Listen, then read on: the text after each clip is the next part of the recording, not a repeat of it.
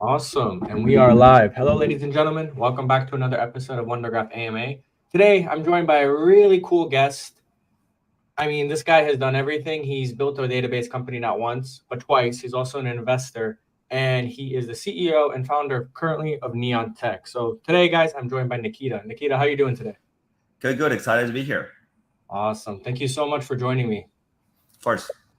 And so today, like I said, it's gonna be very chill. We're just gonna kind of go over it and just see like how you came from Russia originally, correct?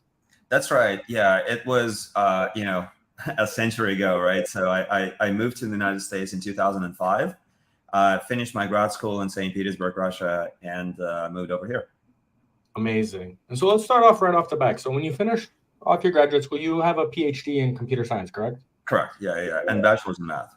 Okay. And so usually when you do a PhD, you take the academia route. Were you going to take an academia route, or were you always looking to get into entrepreneurship? I was mostly industry inclined, and I started working in the industry on my second year of college. That was like, internet and PHP and Perl, and but eventually kind of the systems world pulled me in. Um, there was a couple reasons for the PhD. So in my bachelor's, master's, I was doing programming competitions. And I always respected that school in St. Petersburg, where I eventually went to grad school, because we were always competing by that school. That school is called ITMO, and it typically wins that specific programming contest that I was participating in, called ICPC, International Collegiate Programming Contest. I went to the World Finals during my college years. And then when I graduated, that was kind of a way to go and be part of that school, first and foremost. Also, this was my opportunity to move to a big city from a relatively small town in Russia. And so I took the plunge. The other kind of funny part was, well, if you do a PhD in Russia, you don't go to do a military service. So that was like an additional incentive for me to go to grad school. I mean, I could have left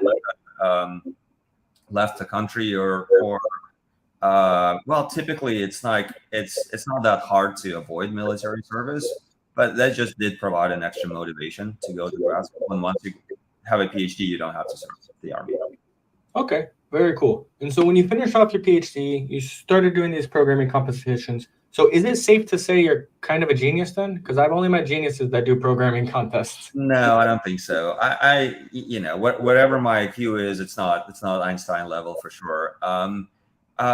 Anything that you want to do well, you put 10,000 hours in it and make incremental improvements, you can get better and better and better. And if you look at, there are a bunch of geniuses in this whole community of International Olympiad and Informatics, International Math Olympiad, ICPC. You certainly see them by being part of that community. But you also see people, and I think I was kind of in that latter category, that make a time investment and then just kind of get better and better and better over time. And especially today, and even back then, the world is increasingly global. So like there isn't some sort of secret knowledge for this, right? You can find all the information you need to get better on the internet and practice and get better and learn algorithms, learn how to solve math and computer science problems. And if you have good mentors too, you can get better. And then after I graduated, I got an invitation to join Microsoft, and so I moved over and spent 6 years working on the SQL Server product at Microsoft. Very cool. So you spent 5 years at Microsoft. You were a senior software development engineer. And what are some learnings that you took from Microsoft that have led you into your career now? So you were working on the MySQL. What are some other things that you were working on that you from day to day still use today, or some learnings that you got from that day? Right. I worked on the SQL Server project, not the MySQL project. SQL Server is a flagship database for Microsoft. And I think it's still a flagship database. I think it's like, I don't know, $18 billion business or something for Microsoft. Yeah. Insane. That respect for system engineering and understanding what a high quality team is came from there. SQL Server at the time and right now It may or may not be true. It's hard for me to know because I'm not there. But at the time, that was a fantastic systems team. It wasn't a team that was executing in a rush. So the cadence was kind of like slow and steady. But the quality and the culture of building to last was absolutely there. And there was some tremendous talent on that team. So it was a lot of learning of what good looks like, what good looks in system engineering, and really understanding the whole database stack, right? Query optimization, query execution, various kind of runtime functions. SQL Server has an operating system that's built in the SQL Server itself, so it does not lean in on Windows as the operating system as much as some other products. So, and take some of the operating system things like memory management and scheduling, and pulls that into the engine. So that was like kind of like computer science in a box. So that product, and it's a gigantic product. And after spending 6 years there, you learn a bunch. Something you learn deeply, and some things you learn shallow. You also build a good amount of network of people who know things deeply in that stack. So I'm very grateful for Microsoft for that learning experience, and very grateful for Microsoft by giving me that opportunity, bringing me from Russia to the United States and work on a world-class product. Right, this is one of the world's best databases, if not the best right now. And you can argue that, oh, what's better, Postgres, MySQL, and that's what people know, and those are open source ones. But then there are commercial databases, Oracle, SQL Server, and some others. They just have a ton of innovation that's been accrued over many, many years. And certain parts of it, there are certain things in SQL Server that existed back in 2005 that Postgres doesn't have today. For example, and they're super well done. They're super well thought out. The collaboration with academia, like well designed and well implemented. Things like SQL Server query optimizing, for example, back in 2005 is better than any open source project today. Wow. I mean, that is insane. And we're going to touch a lot about databases in open source, especially what's been going on with HashiCorp. But after Microsoft, you then went and you spent 1 year at Facebook. And I think it was only a year because that's when you co-founded your company, right? Right. Correct. After that. Yeah, that was a striking choice. Like, we got accepted to Y Combinator before resigning at Facebook. I remember walking into the Y Combinator building, and Paul Graham looking at the badge, Facebook badge hanging in from, like it was a clip, attached to our pants. It's like, you got to lose that.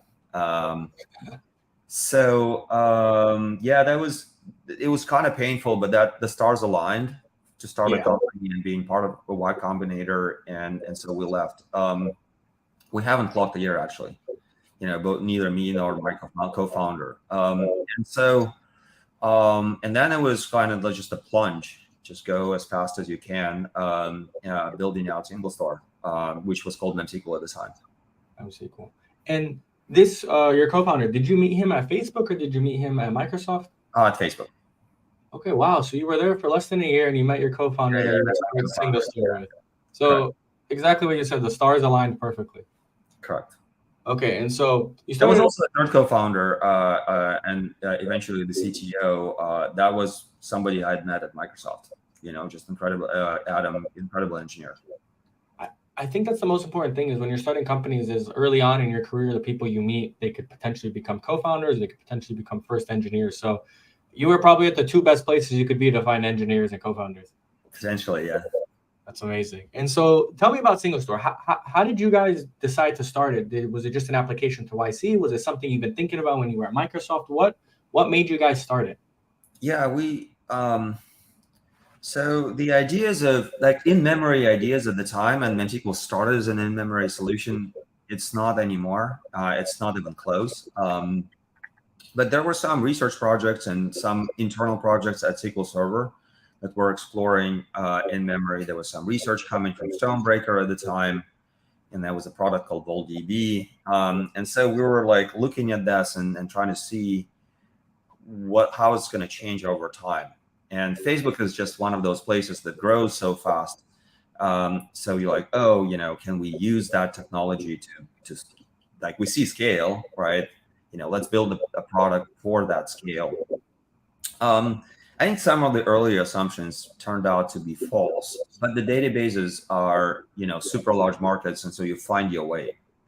So, the database market is like, some people say it's 100 billion, some people say it's 50 billion, but it doesn't matter, actually. It's just so big, then for a startup, it doesn't matter. It's big enough. Yeah. So that was some findings. So you build their database technology, and until you start building your product, you don't get information. And so we started building it. We were very naive. We built a system that can maintain super high transactional throughput. And then we realized that we need a distributed system. We built that as well. And eventually found our wedge with real-time analytics.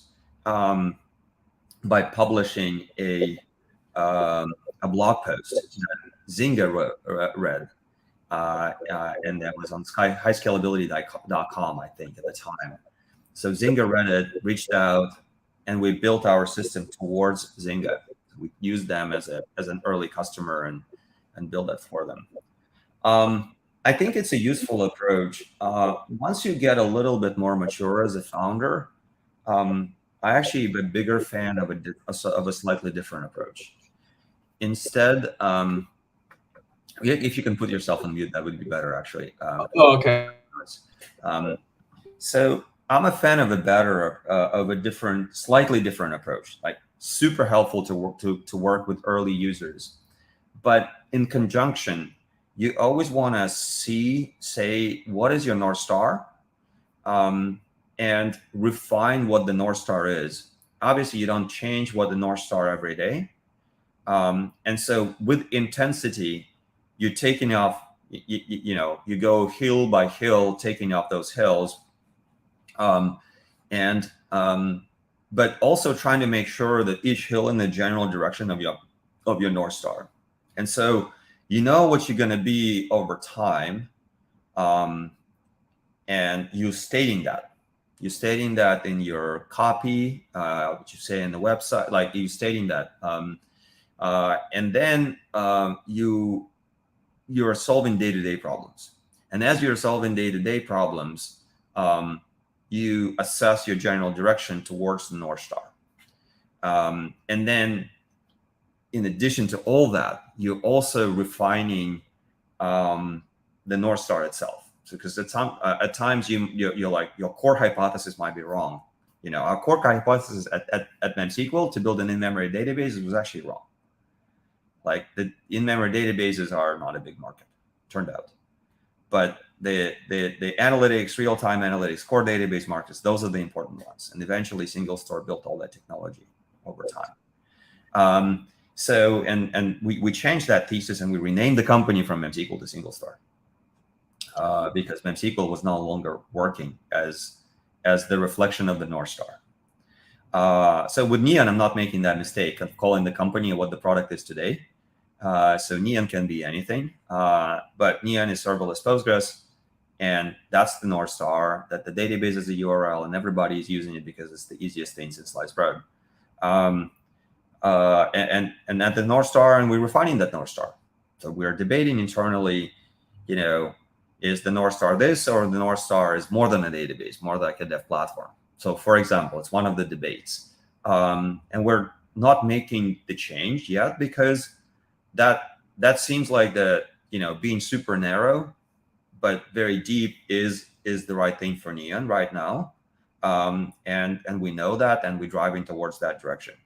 But the debates are happening, and the debates are healthy.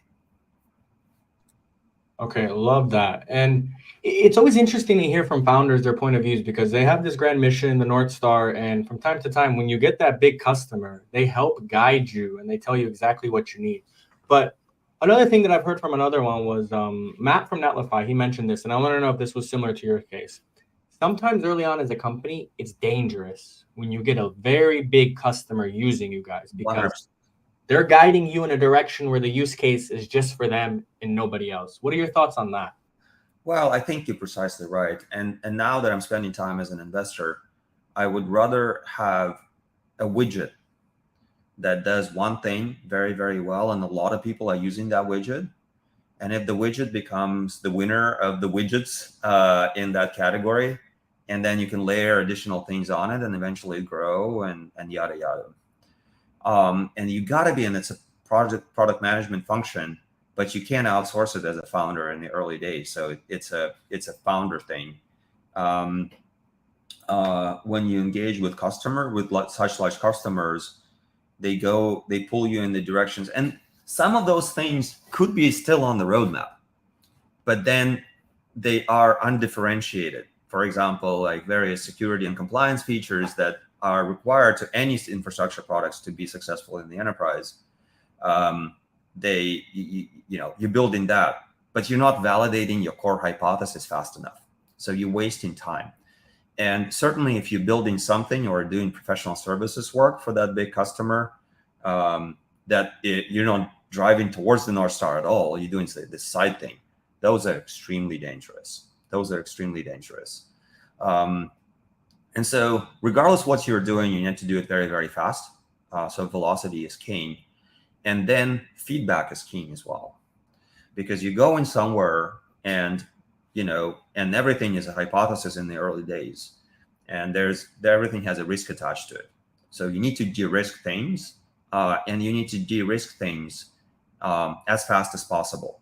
And if there's an existential risk, is like, are you building something people actually want? And is there enough of them? And if that existential risk you're not de-risking fast enough, well, it's very hard to succeed in this world. So yes, 100%. I think I want to add another point on having a large customer that pulls you sideways, and that point about your own company and who is working in your company. So if you bring a person that helps you sign out deals, it could be your VP of sales, it could be your business development, it could be your co-founder, and the who actually drives what you're doing just as much as the first customer or the first partner who you're working, or design partner who you're working with. It's probably making even a bigger impact than that design partner. And the reason to that the DNA of the company is the company. So the team you build is the company you build, and that's a quote from Khosla. And so when you're assembling a particular team, and I observed that at NemSQL as well when we brought our head of sales, and she was absolutely great. She came from Oracle, and that pulled us into the enterprise path. And we didn't have enough cloud DNA at the time and enough SMB mid-market DNA at the time, right? And that DNA looks completely different from a heavy enterprise sales. So the who defines your path just as much as the design partners and who you're working with. That's fascinating you say that. So SingleStore, with this hire, you guys were led onto the enterprise path. And we'll touch a little bit more on this later, but after SingleStore, you exited or you moved on to other ventures? And from there, how long was it till you decided to start a new company right into Neon Tech? So the idea of Neon was with me for probably 7 years by now.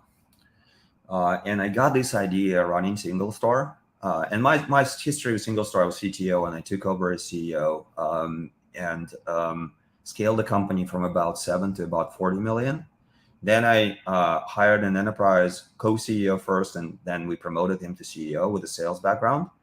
The aspiration is to take SingleStore public eventually. And then join venture just to get more breadth. In the first week, I already introduced Neon as an idea to the team here. So I think I joined October 1st. by December, late December, and I took the winter break to like assemble the early team. We started working on this. March 1st, we started payroll. So less than half a year since walking into Khosla Ventures, we started Neon as an incubation here. The first round was 5 million. I knew that for something that ambitious, 5 million won't be enough. So 3 months later, I raised another 19. And then that was where we're off to the races. Insane. So you didn't even take a year off to enjoy the fruits of your labor at No. Well, I'm getting old. Life is short. Life is both long and short in a way. If that was a thing that I couldn't solve at SingleStore, honestly, and I had a burning desire to solve it. And that thing is, how can you be the default technology for a class of developers broad enough for something? So SingleStore is very, very capable, but it isn't a default. It lost the default for analytics war to Snowflake. And for transactional workloads, it's good for scale workloads, but actually for operational workloads, scale, it's not the high order bit. For the majority of workloads, there are scale kind of like transactional workloads that are either real time or just like purely large scale, like millions and millions of users, high throughput. But that's not what the database market is mostly comprised of for the operational workload. So SingleStore ended up being a platform for that can do a lot of things. So it's just general purpose database for scale.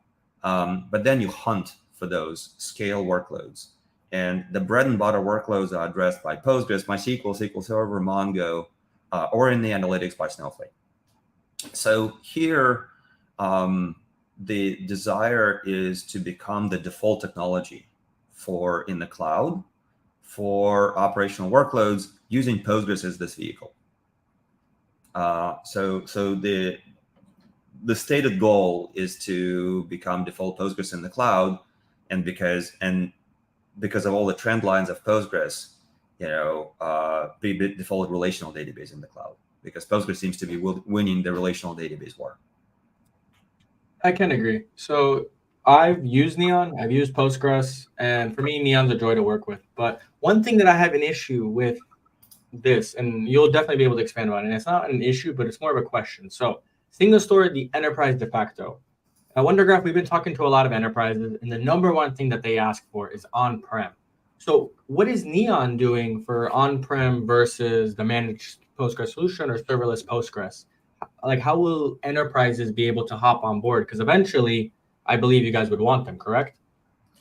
Yes, and the answer to on-prem is no. So that's a lesson taught by Snowflake. So at SingleStore, we did say yes to on-prem, and Snowflake said no to no on-prem. Make no mistake, Snowflake is a hardcore enterprise company. Hardcore enterprise company existing in every Fortune 2000. So, and there's no such thing as on-prem for Snowflake. So the managed world is winning, and the managed world is the way people want to consume technology today. And our answer is it's database as a service. It will have all the compliance and security features. And it will have a very small attack surface area, because each database is just a URL. So go break that URL. At the same time, there are people who want us to run on-prem, and the answer is absolutely no. And then there are people who want us to run what it's called cloud-prem, where they give you their account access, and you deploy in their account. You're still managing. Yeah, so Neon never comes unmanaged. So it's a managed database solution. But managed could be cloud-prem, where we deploy into our customer's account. We say no to that today. We're having a lot of, I think today we're running, we're currently at 182,000 databases on the platform. We just announced 100,000 end of June So it's been a month and change, and now we're at 180,000. They're all obviously managed. They're all sitting in our cloud account. We might need to do cloud prem. I'm trying to delay both the work and even the decision of doing cloud prem. So we'll see how far we can push it. The thing that really, Apple, for example, runs 300,000 Postgres instances. And it's an unconfirmed number, but you kind of believe it, right? Because of the size of Apple. What I'm hearing with other SaaS providers, that they never use things that are pure SaaS, except for Snowflake. But Snowflake is relatively niche for them, and all the data that goes into Snowflake is sanitized. All the PII data is stripped out. You cannot strip out PII data in an operational database because it powers your core app. So I think that is the big difference between Neon and Snowflake, that Neon is an operational database. You run your core app on it. And so someone like Apple might strong arm us to provide cloud prem. Having said that, we haven't committed to anything cloud prem yet. And my inclination is to never commit unless the reality is going to be just basically pushes us there so strong that we cannot say no. It's experience right there. So an unexperienced founder, as soon as an enterprise would come and say, can you do it on-prem, they would. But I love what you said. You said, no, we won't. But this hybrid approach, I can understand. You're trying to delay it as much as possible until a giant like Apple comes ahead. And maybe the market might change and it might still stay managed. Are you pushing, though, towards a database as a service market where that's the de facto? Or do you think always there will be some managed instance of databases?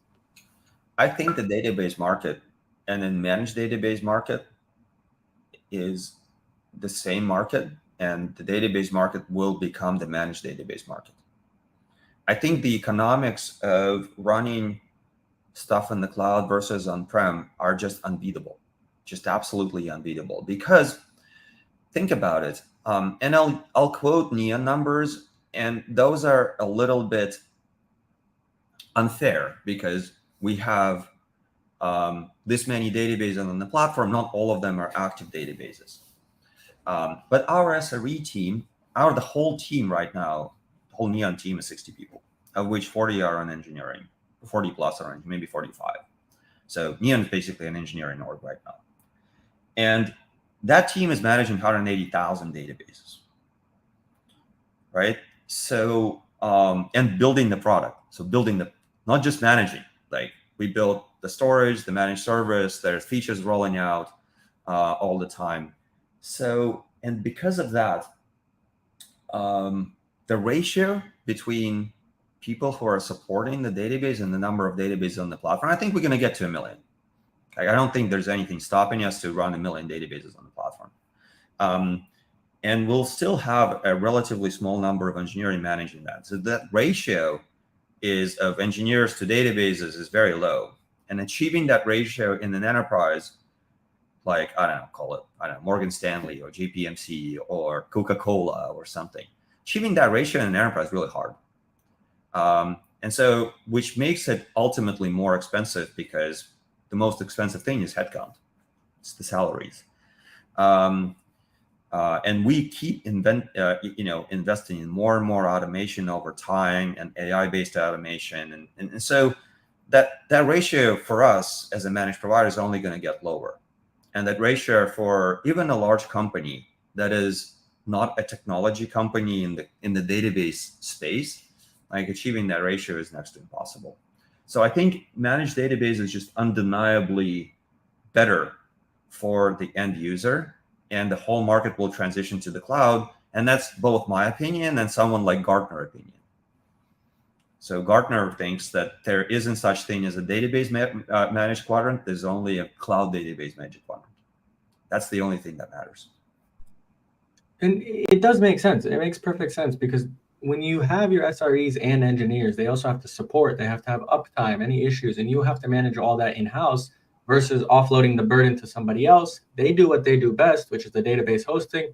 They do the database, and you worry on solving the business problem. So it makes sense. And so back to Neon. So now recently, I think a week ago, right, you guys raised your Series B. So great milestone, but what's next for Neon? What is the plans with this Series B? Are you guys doubling hiring? Are you guys releasing new AI features, vector databases? What's going on with Neon? So every company is table stakes and differentiation. Are we a perfect? Have we delivered on database is a URL promise and kind of like uncompromising way, which is, incredible availability, incredible performance, full set of features that people expect from the managed database solution. Those are in a way our table stakes, and we're working on them. Are we available on all the clouds? No, but we're going to launch another cloud in this fall, before the end of the year, and so we'll keep strengthening our core value proposition, which is, Postgres should just be a URL, and that thing just automatically scales to very large databases, supports all sorts of workloads, all kind of throughput, like bar none. And that work, is an ambitious goal. That work will not stop. And this is our table stakes.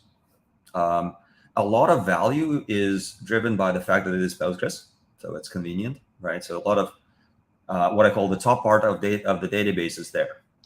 But we have a system project called the Neon Storage, so it's open source, written in Rust, and there's work there, and all the cross data center replication, read replicas, just like core scalability and performance. That's all on that storage side of things.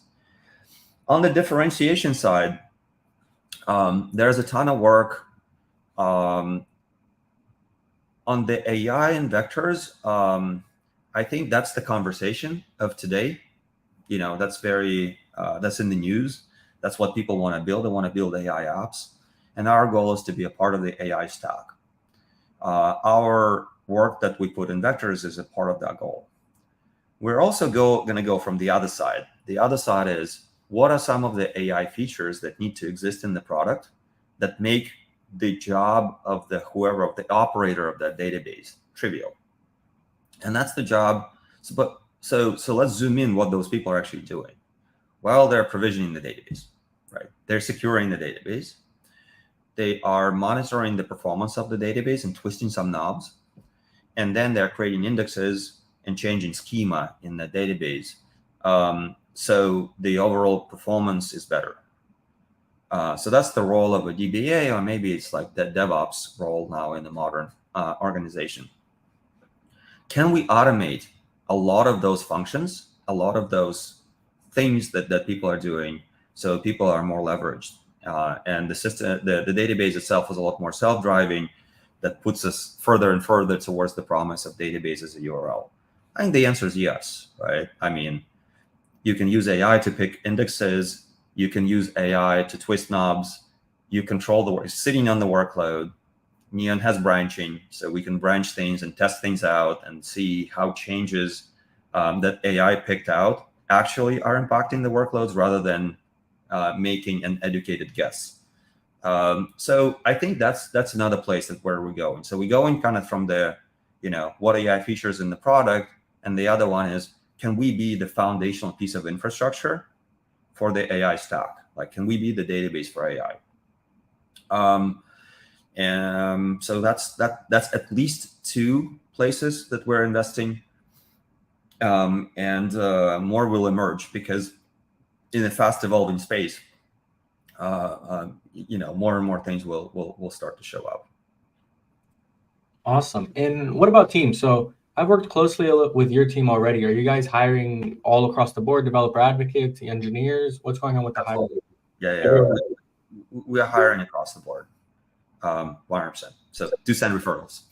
Will do. I got a couple of friends looking for some jobs, and I know that they would love to work for Neon. And so the next one's kind of interesting because it's actually a personal question I want to know. So 60-person company, definitely engineer focused.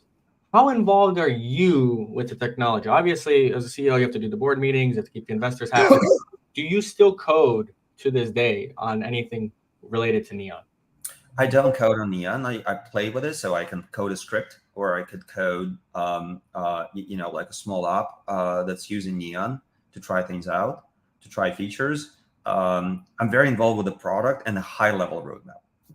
And the high-level roadmap is a living and breathing organism where you constantly are thinking: are we focused, or are we?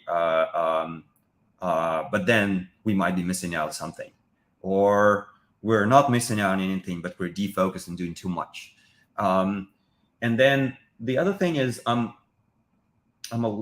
very outwards facing CEO right now. I'm kind of trying to assemble networks and work on partnerships and things like Vercel Postgres and Replit. They're like a very large no-code platform is using Neon as well, and lining up more and more partnerships. So there's another one in the works, and another one in the works, and another one in the works. So setting up assembly networks and thinking about distribution a lot. So thinking about a product and distribution kind of needs to go hand in hand. And that's another thing that's a lesson from SingleStore, where I think SingleStore tried to do too much, and it did it. It just took a long time. And when you are small and narrow, then it's very easy to make a lot of friends. So the whole world wants to partner with us because we're missing things. And we're missing things almost deliberately because, we're the database of the URL. Hey, developer, what else do you need? Well, I need auth. Okay, well, we're friends with Clark, and we're friends with us.js, and we're friends with WorkOS. We need backend as a service. Oh, we're friends with Vercel and the edge functions, and we have a serverless driver to trigger from edge functions. We need Postgres on platform A, B, and C. Well, we're friends with all those platforms, and they can embed Neon there. Are we going to stay narrow forever? I think for a long time. But then if the company truly works, then inevitably you start layering things onto this company. And examples are everywhere, right? So like Stripe was just payments. And you still think about Stripe as payments, but Stripe is a massive platform right now. It has a lot more products than just payments. Yeah, spot on. So there's Stripe Atlas, there's Stripe startups. They do kind of everything. And when you think of Stripe, all you do is think of, payments. But totally right. And so this is a perfect transition into the next question. So Neon, open source under Apache 2.0. So you guys are taking an open source bottom up approach because you guys are advocating towards developers first. Would that be fair to say? Almost. So the observation is that in the database world, in the database infrastructure world, trust is an incredible goal that you need to earn over time. And when you have proprietary technology in the core infrastructure space, that trust is harder to earn as opposed to, here's my code. We have nothing to hide. And especially when you put, your mission critical data, there's got to be some escape hatch. And with Neon, the obvious escape hatch is like, hey, it's Postgres, right? I don't like your Postgres. Well, I'll go somewhere else to somebody else's Postgres. And the other escape hatch is like, oh, I hit a bug in your storage subsystem. Well, the code's out there. I'll debug it. I'll find it and I'll fix it. So that's really the reason. The third reason is we have a massive dependency on Postgres, and we don't control Postgres, and nobody can control Postgres because that's how that Postgres community is set up, which we have tremendous respect for, and we have Postgres contributors, and one of the co-founders is Heikki is a committer. we want to integrate with that community. And I don't think it's possible for a small company to like integrate into that community without being open sourced. So that was another reason why Neon Storage is open sourced, because it's a separate project. We were thinking is there a possibility to make it part of the core project, but that seemed to have been too hard. Well, now that we're more visible, maybe it's a bigger possibility. But for the core Postgres community, Neon is probably like even better to exist as a separate project anyway. And that project's written in Rust, and we have high velocity in delivery on that project, so we're not subject to like the early releases of Postgres or something like this. So I think that's kind of like achieves both of those goals. Having a delivery vehicle where we can commit code to every day and deploy every day, and we deploy every day. And then integrate, because bits are open source, with the Postgres community, and create trust with the end developer, because hey, we have nothing to hide. Go on GitHub and read our code. And I think that perfectly aligns, and it makes perfect sense because it does build the trust. And this is interesting because last week, HashiCorp, you've probably seen, they updated their license. And so WunderGraph, we never plan on changing our license. Probably with you guys, there'd be no point, because I was talking to another founder and he said, when you build an open source product, 99% of the people that are going to use that product are not going to pay you a cent for it. You'll get large enterprises using it, and that's fine. But you need to find a way to put tremendous value on top of that open source offering, which you guys do and we do with our cloud service. And so what are your thoughts on why HashiCorp switched their license from MIT to BSL and the feedback from the community? Well, I think it's competition at the end of the day, right? So you have a company that's built this.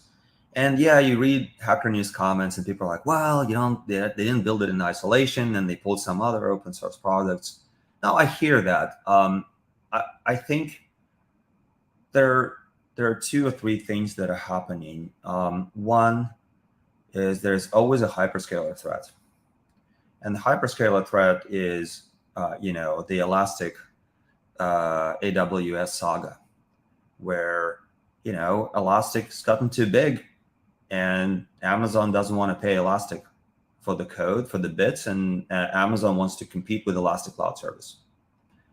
And you sitting there on the IP that you've created, sure, it's open source, but you created a company, you paying engineers salaries, the company is a business, it has responsibility to shareholders, and a hyperscaler is throwing your weight at it and taking your code and creating a competitive offering. So that's one.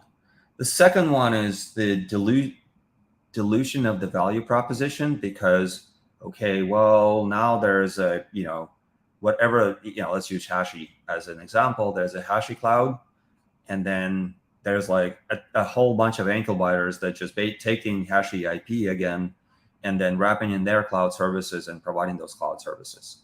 So I think you pushed into this world because of competition. Databricks, right?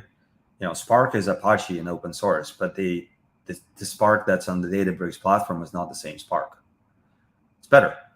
It's better because the company put value in the IP. It does happen down the line usually when the company is successful, and you kind of, as a company, you're pushed into this world, and it's tricky. It's tricky because whatever you do has implications on the very people that made you successful. That's the developers that consumed your service, and now you're doing something different with them. You're changing that contract. If you do it right, you never need to change the contract. So that would be like option one.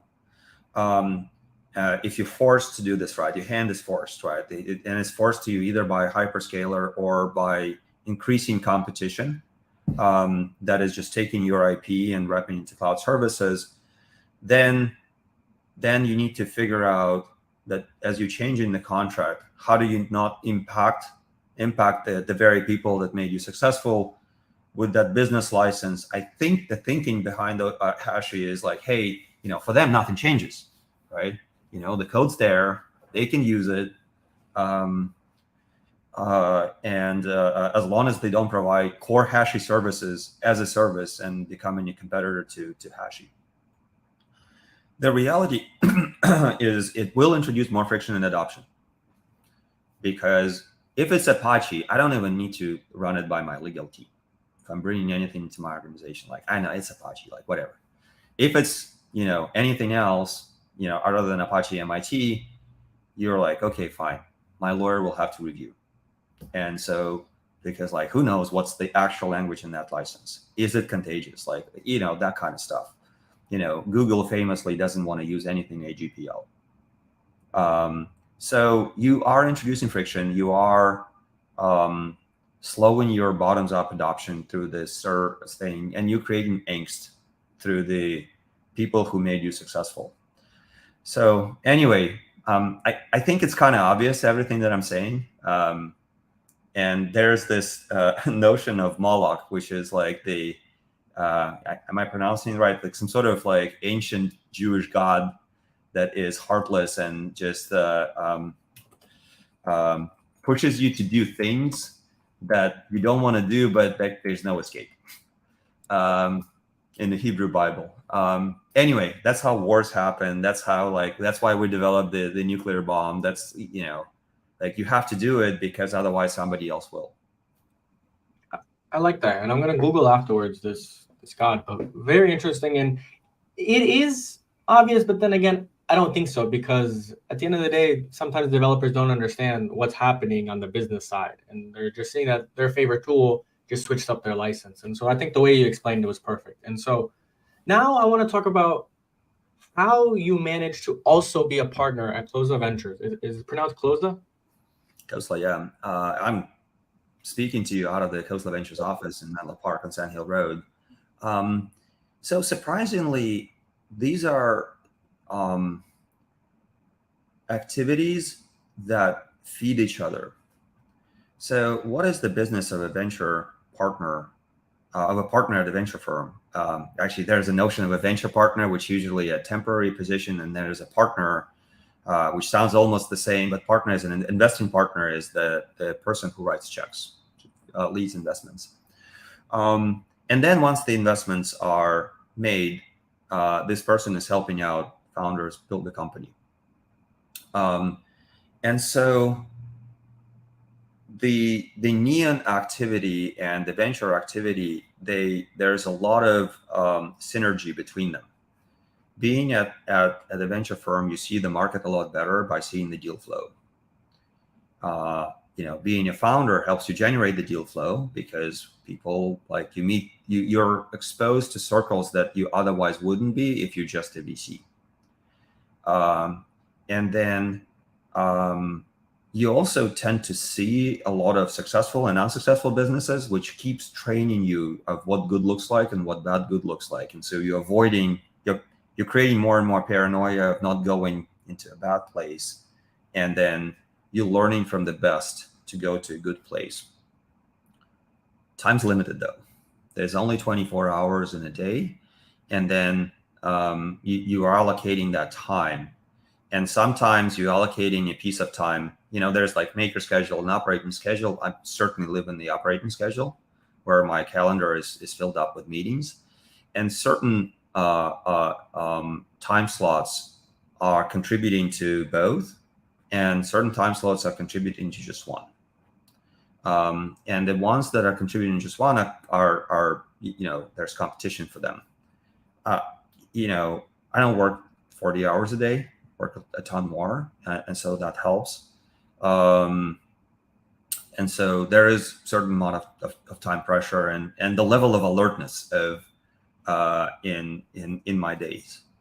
So I guess the answer is there's a ton of synergy, and those are the activities that help you be running a company, helps you to be a better investor, and being an investor helps you to be a better entrepreneur. And that's all positive. And the time pressure is, I wish there were some more hours in a day. I feel like we all do. And for those of you that don't know, Paul Graham has a really great essay with his makers versus operating schedule. I'll link it below, but it's a fantastic piece. And I am on more of the company facing side, so I'm also in meetings, VC calls, and everything. So I'm definitely on an operating schedule. But one of the best tips I have is from 11 to 2, I have my makers block where it's go do any marketing or any sales or anything where I can just put my headphones on and work. But great insights. And so now that you're at the VC lab and you're a partner and you're able to see what makes a good company and a bad company. And I was talking to Jens about this the other day because early stage investments like pre-seed and seed to me are insane, because if you're betting on a first time founder, like what are the qualities that you look at that you'll say, okay, this is going to be a return on my investment? Because every first time founder will be like, I have no idea what I'm doing, but they'll figure it out, the good ones. But what are the things you look into so you can, know who to invest in? Well, first of all, they're not just like babies, right? So they still have done something in the past, and you can talk to people who worked with those individuals before, and get references. You gotta listen to these references in a different way. Founder references should be different from employee references, but even a first-time founder was somebody in a previous life. What I'm paying attention to is, super smart. I really like technical backgrounds. In fact, Khosla investment team is very, very technical. Former builders, former operators, former engineers. I think everybody, since one person is a former engineer and have computer science degrees. There are multiple PhDs on the team, though not that PhD is really helping you in the venture world. So what I'm looking for is like super smart and high energy. And smart and energy is kind of a requirement. I think I'm quoting Andreessen here, where being smart and high energy is traits, and then courage can be built out. The stuff that we are also looking here at Khosla is we're trying to squint and understand if this can be huge if it works. And if we get that conviction, which is a function of who the founding team, who the people on the founding team are, who the CEO is, the idea, and how much they have done in the period of time before when they started. So like, is the slope really high of how fast they're moving? That goes as the inputs into the funding decision. We like to really, and it's a little bit of a cliche, we like to fund ambitious projects, but some are really crazy, some are really out there, and when they work, they do work in a magnificent way. Are you able to share any like recent investments that you think are out there that if they work, they will be marvelous? Well, let me just give you some prior examples. So Khosla is an early investor in OpenAI. That was the largest check that Khosla Ventures ever written. The valuation was crazy for something that was, it was $1 billion valuation for something that didn't exist. It was a nonprofit. So you're a venture, firm investing into a nonprofit. And the goal was to build AGI. So it's still the goal for OpenAI. But it was one of the best investments the firm has ever made. There's an investment in Commonwealth Fusion, which is really crazy. A 13-year-old investment is an impossible burger. Food as a venture industry didn't really exist at the time. Now it is, but back then it didn't. And so an impossible burger was a completely crazy investment at the time. Khosla Ventures investor in Rocket Lab. So somebody showed up and said they're going to build rockets. So that was another one. And that company is from New Zealand.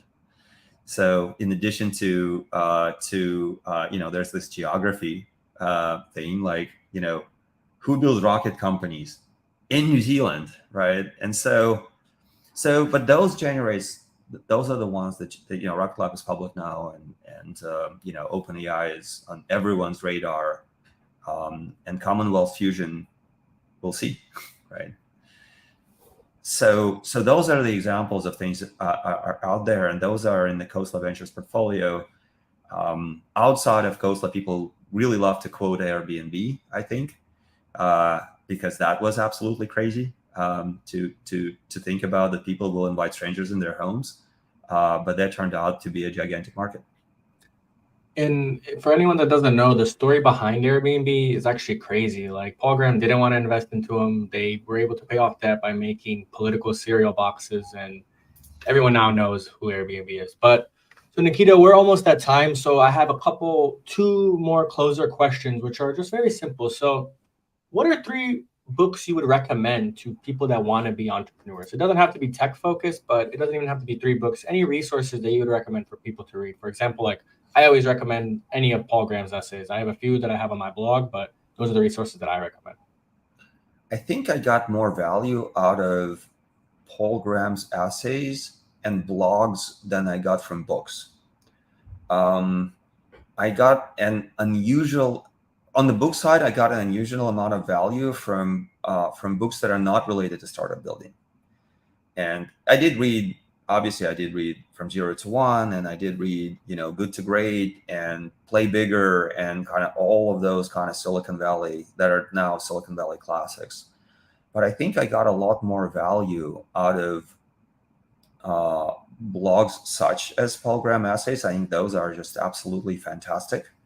There is a Stanford startup course, which is now 7 years old or something, with Sam Altman, who invited Reid Hoffman and Keith Raboy to talk, and a bunch of YC startup founders to talk about product market fit, to talk about how to operate, to talk about what to look in founders and what good looks like. So I think those are incredibly insightful. As I'm reliving the startup journey, I'm trying to match the stage of the company and refreshing the information, understanding what new information I can get for that particular stage. So, for example, last week I was rewatching those startup series, and particularly spent time on Reid Hoffman's and Keith Raboy's lectures. And I'm a huge fan of Keith Raboy. He's also an investor here at Neon. Alok Gil put together a pretty good kind of encyclopedia type book, the Growth Handbook. That's the one I read recently. And I also just read Slootman's book. What's it called? The Snowflake CEO, Frank Slootman book, Amp It Up.